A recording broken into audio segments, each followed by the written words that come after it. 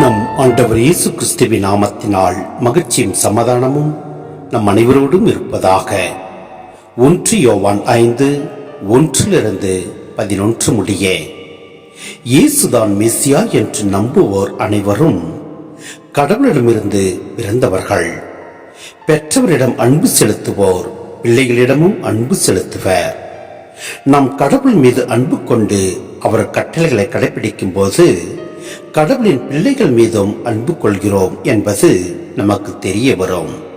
ஏனெனில் அவர் கட்டளைகளை கடைபிடிப்பதில்தான் கடவுள் அன்பு அடங்கியுள்ளது. அவர் கட்டளைகள் நமக்கு சுமையாயிருப்பதில்லை.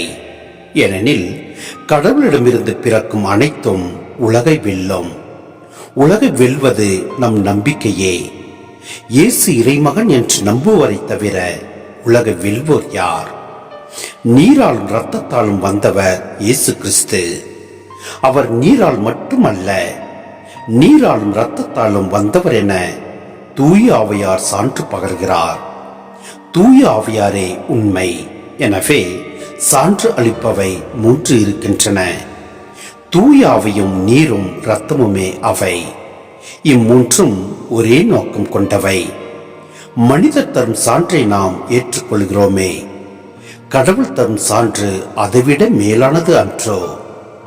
கடவுள் தம் மகனுக்கு சான்று பகர்ந்துள்ளார். இறைமகன் மீது நம்பிக்கை கொண்டுள்ளோர் இச்சான்றை தம்முள் கொண்டிருக்கின்றனர். ஆனால் கடவுள் மீது நம்பிக்கை கொள்ளாதோர் அவரை பொய்யராக்குகின்றனர். ஏனெனில் தம் மகனை குறித்து அவர் அளித்த சான்றை அவர்கள் நம்பவில்லை.